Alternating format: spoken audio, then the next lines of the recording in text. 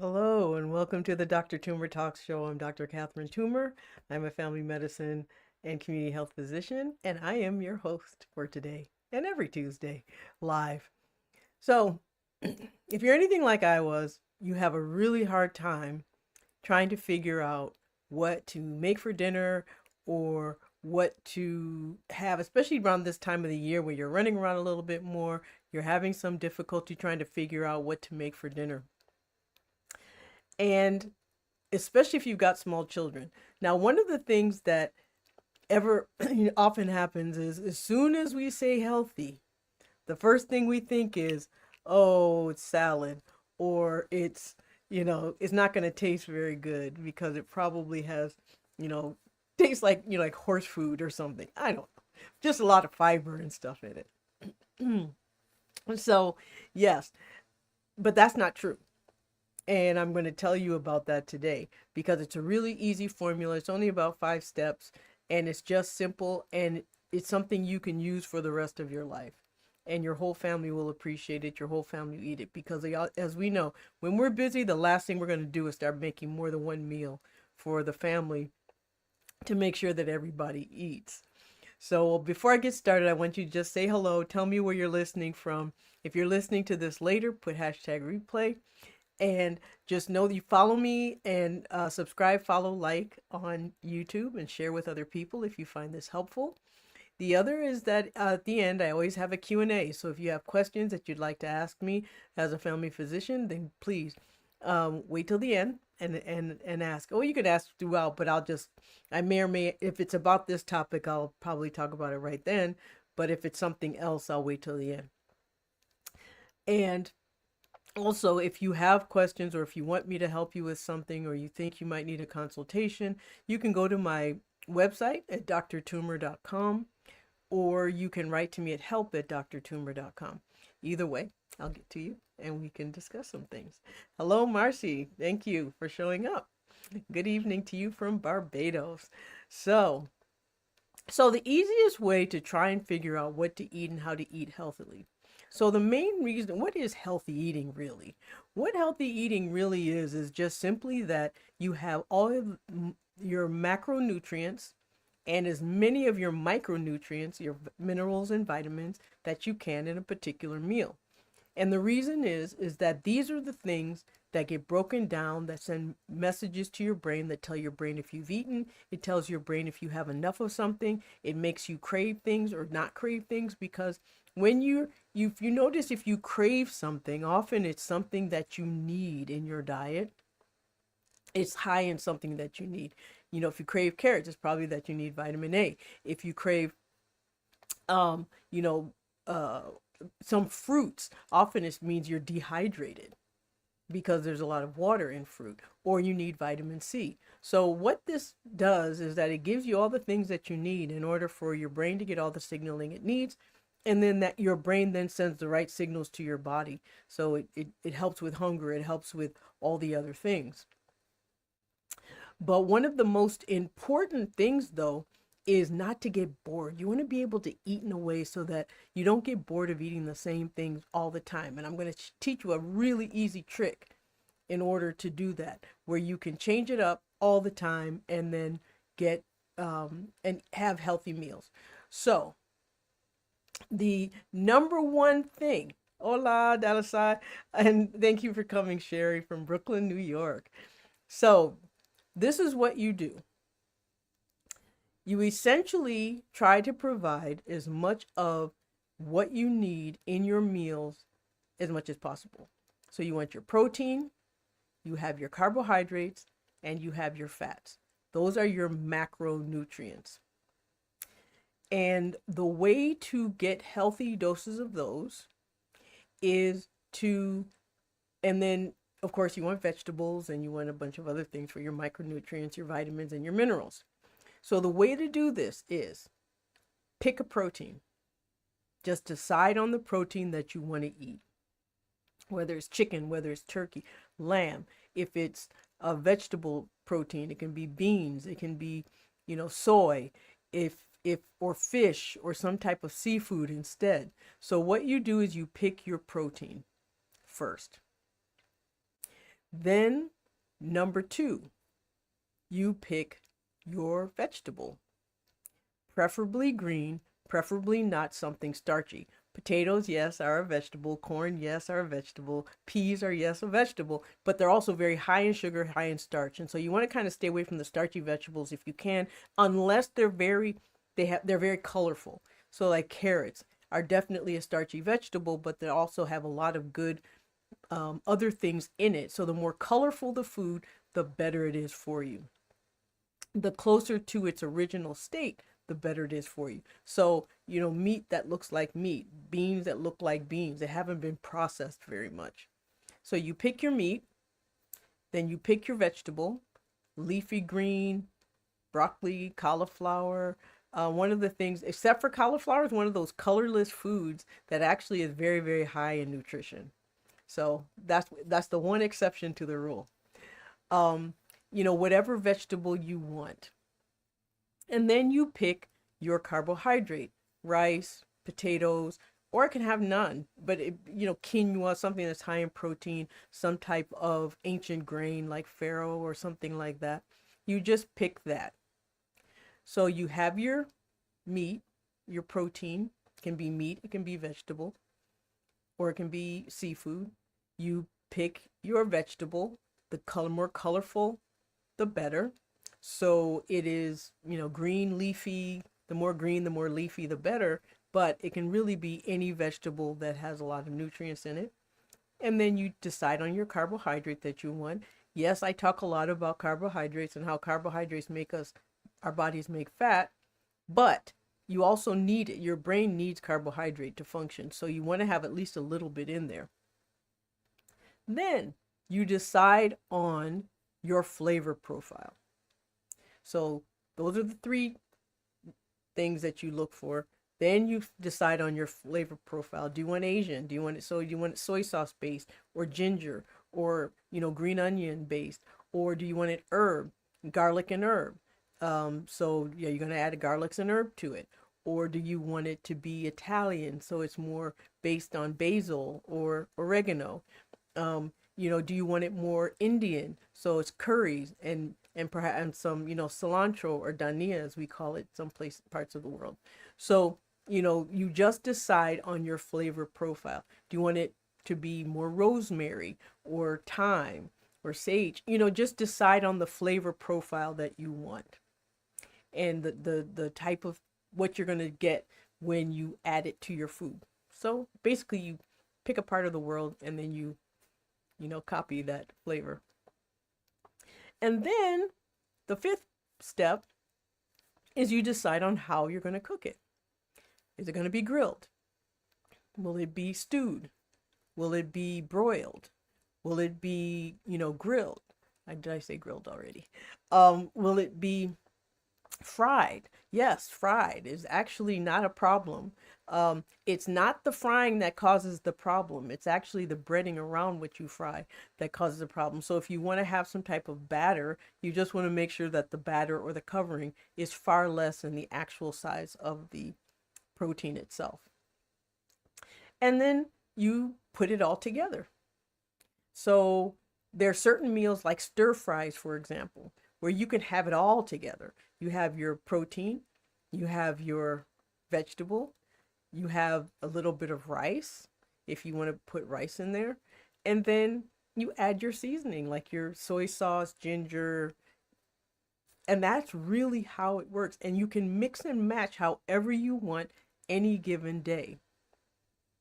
And that's really how simple it is to eat healthily and not get bored.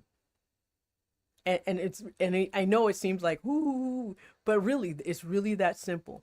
Pick a protein, pick a vegetable, pick a carbohydrate, pick a flavor profile, then pick how you're going to cook it. That's it. And that is how and whatever you do, you can do it in under 30 minutes. My children were growing up, actually even now, most of my meals take less than 30 minutes. I don't know if many of you remember Rachel Ray, where she had those 30-minute meals. I love that show. But that's exactly how I cook. You know, you can even, um, if you decide you want to have pasta, you can actually mix it with vegetables. You can mix it with meat. You can make a meat sauce. And then you have both a vegetable, which is the tomato but you want to be careful with tomato sauce because it can get kind of sweet and it can drive your sugar up. But if you use tomato sauce, you want to put a whole lot of meat in it. You can actually put greens in it, like spinach, and then put it over pasta. And there's your carb. And that's it. Now, there is another trick, especially this time of year, that works really, really well, is stews. If you put all of it together in a stew, you can actually have a complete meal in a bowl. Just like how you can have a stir fry and a complete meal in a bowl, you can also have a stew with a complete meal in a bowl. It can be a bean based if you're a vegetarian. It can be soy based if you're a vegetarian. It can be fish based if you're a pescatarian. It can be, shrimp or fish. It can be, and if you don't eat red meat, then it could be chicken or turkey. And if you do eat red meat, it can be any of the red meats. Beef and lamb. And you essentially do the same thing. You pick a protein, you add a vegetable, decide on your vegetable, decide on, if you're going to put starch in it, like barley or potato to thicken it up. And then you add your stock and you add your seasoning and decide that's what your seasoning is going to be. And that's a very easy way of eating in a healthy way. And you can make a lot of it, so you can eat it more than one day. You can choose different things that are people's favorites, so that way, you just make sure everybody will eat. And it's really very simple. I know I told you it was going to be really, really simple. Oh, hi everyone. A stew, complete meal in a bowl. Great idea. Thank you, Sherry. Um, Stock up in advance. Yes, that's true. So Marcy says kidney beans with chicken and potatoes and vegetables are really good. Absolutely. I mean, it's a wonderful thing. It's what I do often when I visit my mother. I always just make her a stew, and it's always something different. Just I choose a meat, choose a vegetable. Now in stews, some of the best ones are like chopped up spinach or greens, or kale is really good in stews. For those people who don't even like it in kale by itself, will really like it in stews. And so it just gives it a nice, and all the other good thing about stews and soups is that when you put vegetables in it, so when you cook vegetables, a lot of the nutrients goes out into the water that comes out of the vegetables or the water that you cook it in. But when you put them in a stew, all that stays in the stew. And so you get a really good combination of proteins, of nutrients, and it's, again, a meal in a bowl. So that is, I mean, this is really quick, and partly because, like I said, it's very, very, very simple. And this time of year, stews and soups are a really nice thing to have. And then the other is if you decide, because some people like bread or biscuits or cornbread or other things, with their meals when they have soup. And so what you can do is just leave the starch out. Don't put potatoes in it. Don't put barley in it, and have it with bread instead. Or the other is, chili is technically a stew. So beans, you can have, all bean chili, which is vegetarian. You can have meat and bean chili. And, you can use chicken in your chili. It doesn't have to be beef. There's lots of different ways of making chili. The one thing you've got to be careful with chili, though, is if you're using tomato sauce, you don't want to add any extra sugar, and you want to use the ones that are sugar-free if you can. And just realize that the tomato sauce itself is the carbohydrate. So keep that in mind, because it is sugar, essentially. It's a fruit, and your body treats it like a fruit. So that's it. That's my presentation for the day. So if you have any questions, you can ask me now. If you can't think of anything and you think of something later, you can write to me at help@drtumor.com. please share this with anyone that you think might be helpful. And, have people subscribe to my YouTube channel and like the video. So that way it gets more play and other people get to hear it. So, any questions at all? Nope. All right. I mean, like I said, we're getting to the time of year where we want things to be simple. We want things to be relaxing, and this is one way of doing it. It doesn't have to be complicated. Healthy doesn't have to mean bland, and healthy doesn't have to mean, you know, intricate. It could just be something simple that you do. But the other thing that's very easy to do this, like I said, pick a vegetable, pick a protein, pick a vegetable, pick a carb, and then pick how you eat it, and then pick how you cook it.